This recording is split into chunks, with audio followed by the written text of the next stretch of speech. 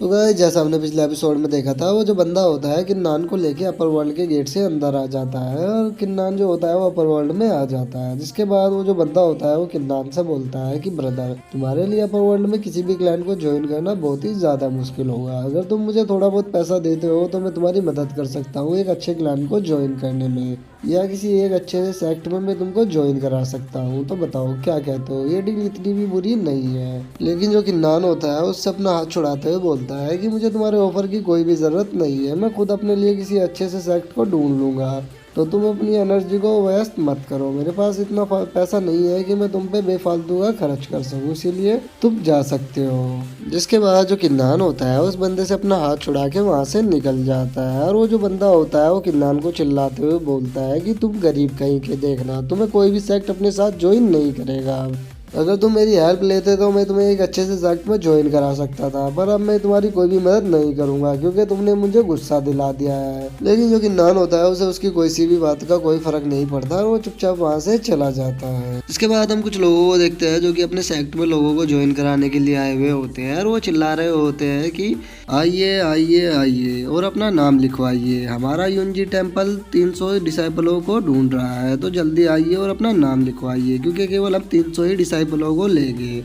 उसके बाद जो दूसरा होता है वो भी चिल्लाता है कि आइए आइए आइए, हमारा जो हेवन स्वॉलिंग गॉड सेक्ट है वो भी 100 डिसाइपलों को एक्सेप्ट कर रहा है, तो जल्दी आइए और अपना नाम लिखवाइए, नहीं तो बाद में देर हो जाएगी। तभी तीसरा बोलता है कि हमारा लुओजाई सेक्ट भी डिसाइपलों को एक्सेप्ट कर रहा है, तो जल्दी आइए और अपना नाम लिखवाइए। और इसी तरह से जो बाकी के लोग होते हैं वो चिल्ला चिल्ला कर अपने सेक्ट में बंदों को ज्वाइन करा रहे होते हैं। तभी हम एक बंदे को देखते हैं जो किन्नान के पास आता है और आके उससे बोलता है कि बच्चे, क्या तुम हमारे लुओजाई सेक्ट में ज्वाइन होना चाहोगे, क्योंकि मैं देख सकता हूँ कि तुम्हारी स्ट्रेंथ काफ़ी ज़्यादा अच्छी है। तो मुझे अपना नाम और अपनी कॉन्टिनेंट के बारे में बताओ कि तुम किस कॉन्टिनेंट से हो।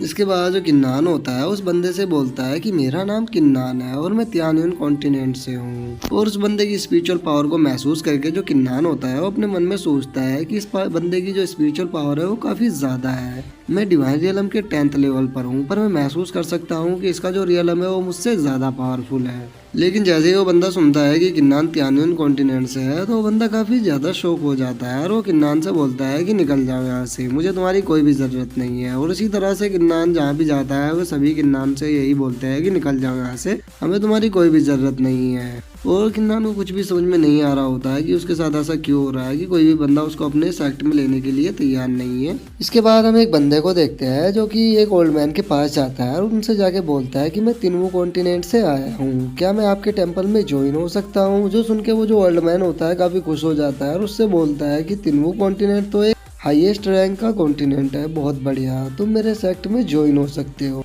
और वो जो ओल्ड मैन होता है वो किन्नान से बोलता है कि बच्चे, तुम किस कॉन्टिनेंट से हो, क्या तुम भी मेरे टेंपल में ज्वाइन होना चाहते हो। जो सुन के किन्नान उस ओल्ड मैन से बताता है कि मैं तियानियन कॉन्टिनेंट से हूँ और मेरा नाम किन्नान है। और तियानियन कॉन्टिनेंट का नाम सुनकर उस ओल्ड मैन का भी चेहरा उतर जाता है और वो किन्नान से बोलता है कि तियानियन कॉन्टिनेंट के लोगों की यहाँ पे कोई भी जरूरत नहीं है, इसीलिए तुम यहाँ से जा सकते हो। जो सुन के किन्नान भी वहाँ से जाने लगता है और उसको कुछ भी समझ में नहीं आ रहा होता कि आखिर उसके साथ ऐसा क्यों हो रहा है। तभी वो एक लिस्ट को देखता है जहाँ पे लोग खड़े हुए होते हैं और कुछ पढ़ रहे होते हैं। जो किन्नान होता है वो भी उस लिस्ट के पास जाता है और वो भी देखने लगता है जहाँ पे कॉन्टिनेंट के नाम लिखे होते हैं और वो देखता है जो तियानियन कॉन्टिनेंट है उसका जो नाम है लिस्ट में सबसे ज्यादा नीचे है। जो पढ़ के जो किन्नान होता है वो भी काफी ज्यादा शौक हो जाता है और वो बोलता है कि क्या तियानियन कॉन्टिनेंट तो सबसे लोवेस्ट रैंक का कॉन्टिनेंट है। ओह, मुझे अब समझ आया कि ये सभी मुझे अपने सेक्ट में ज्वाइन कराना क्यों नहीं चाहते, क्योंकि तियानियन कॉन्टिनेंट सबसे लोवेस्ट रैंक का कॉन्टिनेंट है, इसीलिए सब मुझे अपने सेक्ट में ज्वाइन नहीं करा रहे हैं। और किन्नान ये सब बातें सोच ही रहा होता है तभी दो गार्ड किन्नान के पास आते हैं और उससे आके बोलते हैं कि बच्चे, क्या तुम तियानियन कॉन्टिनेंट से हो। जो सुनकर किन्नान भी थोड़ा शौक होते हुए उन लोगों से बोलता है कि हाँ, मैं तियानियन कॉन्टिनेंट से हूँ, तो क्या हुआ।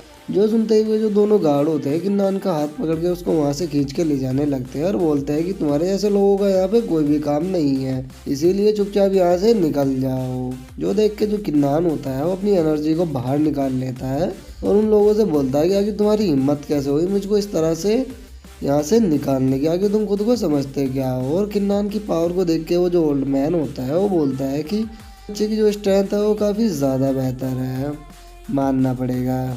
इस बच्चे का टैलेंट इतना भी ज़्यादा बेकार नहीं है, बट इसकी किस्मत बहुत ही ज़्यादा बेकार है कि ये तियानियन कॉन्टिनेंट से है। मैं ऐसे लो रैंक के कॉन्टिनेंट के बंदे को अपने सेक्ट में ज्वाइन नहीं करा सकता।